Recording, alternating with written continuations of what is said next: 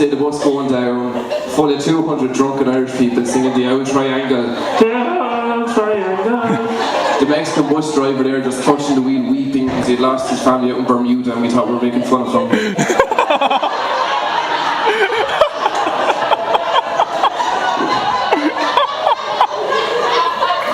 And you would never, you'd like cheap alcoholic ghosts.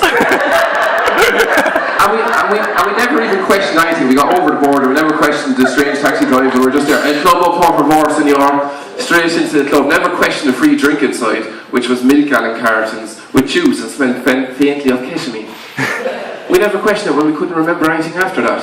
When we woke up wherever we did the next day. All we did was book next Wednesday. How was last night? We did that whole typical Irish thing. How was last night in Mexico? Oh man, it was fucking class. Why, what happened? I don't know.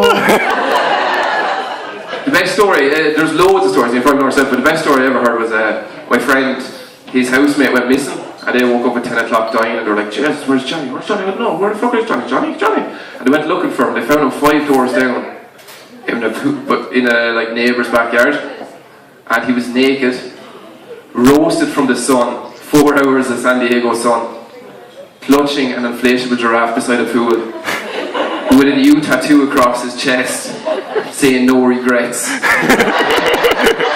Regrets, the G, a Q instead of the G. Brilliant. But what I did learn in America, I'll finish off with these 2 stories, we learned that America is a lot different.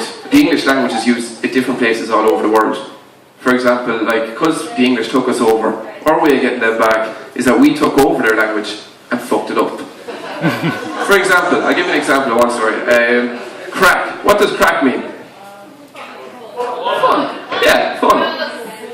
What? Jesus. You're probably on the other type of crack, which is in America. Crack doesn't mean fun in America. Crack is a slang word for cocaine. It doesn't mean fun. Well, it means fun to some people. But you learn very quickly the differences in language and you're faced with that. I'll tell you a story now. Sorry, I'm fucking dying. No, even know if there's alcohol in it. Basically, I had 2 mates from Limerick down there. They were called Dano and Beaner, right? Now, Beaner's a grand nickname for him in Limerick. But does anyone know what Beaner means in America? Yeah, it's a derogatory term for a Mexican person with Mexican persuasion. So you can imagine us in San Diego, "Here, Beaner!" And all the cleaners just go, "¿Qué pasa?"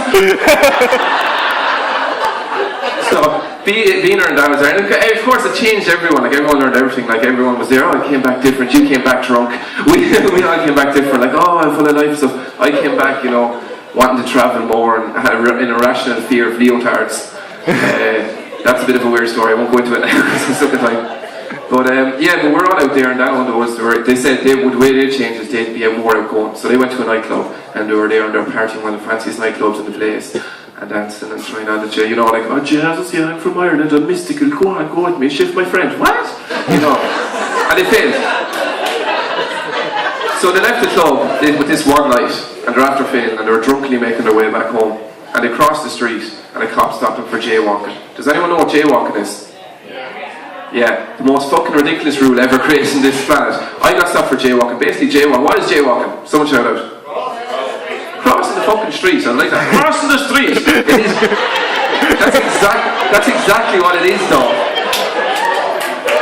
If you don't cross at a junction, you get a ticket. I got this. I crossed the street and then a cop came over and goes, "Excuse me, son. I'm sorry. I have to give you a ticket for jaywalking." I didn't know what jaywalking was. I was like, "What was I doing? Was I crossing the street? Funny, like waggling my arse as I crossed. Like, look at me, a jaywalker." No, and then he goes, "I'm sorry, what jaywalking was." And I just assumed I'd wandered into a elite part of San Diego and they'd seen an unemployed immigrant come in there and someone had called the place play quicker. Oh, he said, "I go in and calm the situation down." So what he said was, he went in and he goes, "Here, look, Beaner, calm down." Not realising, of course, the cop was of Mexican descent. And he just turned to the cop and he said, "Look, I'm so sorry, we're just really pumped because we're in the nightclub down the road having a crack."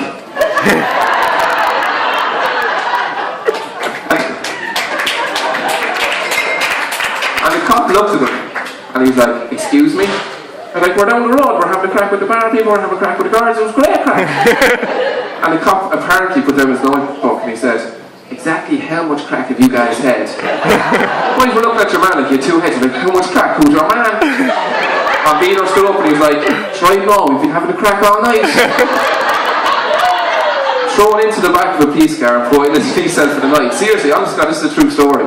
And the next morning they got out and they explained to the sergeant, you know, they weren't on cocaine when they sobered up, and they looked at Google.ie and everything, and they were like, oh. But what was brilliant about the end of that story was, we was telling a story, and I was like, Jesus Christ, oh, you're in jail, how was that? He goes, I swear to God, man, I swear to God, it was the most traumatic experience of my life. I was like, why, who were you in there with? Jesus. And he goes, oh no, man, I was only in there with Beaner, you know, but you had to sleep with your arse to the wall, because jail can do weird things to a man's head.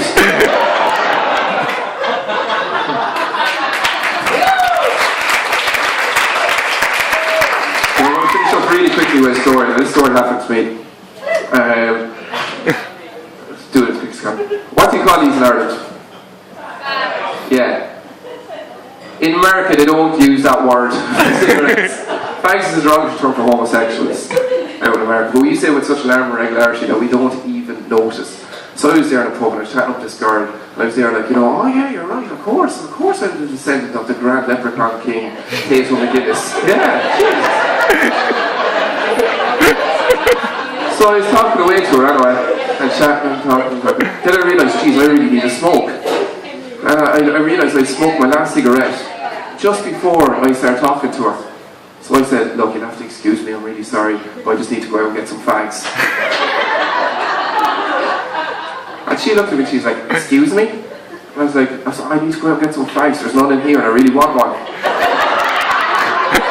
She's looking at me and go, what do you mean you want some fags? And I was like, well, I don't want a fag, I need a fag. I haven't had a fag in 2.5 hours. And she was starting to get very disgusted, because I've been talking to her for the last 2.5 hours. Yeah, that's right, ladies, fast mover. And I did a bit of a mad U-turn, it would seem, and using insultive language. So she started to pack up, and I was like, Jesus Christ, these Californians really hate smoking. So I was like, look, I'm sorry if I offended you, but where's the best place to get these fags? And she stood up and she said, right, if you go 2 blocks up to Main Street, go down 4 blocks, turn left, and you'll see a bar there, and that's where you get all the fags you want. I was looking, I was like, she's fucking crazy. Fags at a bar, why would I get that? So I said to her, are you fucking crazy? Fags at a bar, why would I go there? Are they really cheap there or something? And she looked at me and goes, oh yeah, most of those fags are cheap. In fact, actually, the majority of them are free. And stormed off. Now I didn't realise what happened. I was just thinking in my mind, free cigarettes, woohoo! So you can imagine me strolling down Main Boulevard of San Diego, fucking King Ding-a-ling, strutting down, not knowing what I was going into, not even realising the name of the bar was called Poppers. Just strolling the way down, and into a male-dominated queue outside this bar, just going. 5 minutes in, I was getting really aggravated. I was like, geez, I'm just going to have to ask someone if this is the right place because I'm wasting time here. So I tapped the guy in front of me. I said, look, I'm really sorry to interrupt, but is this where all the cheap fags are?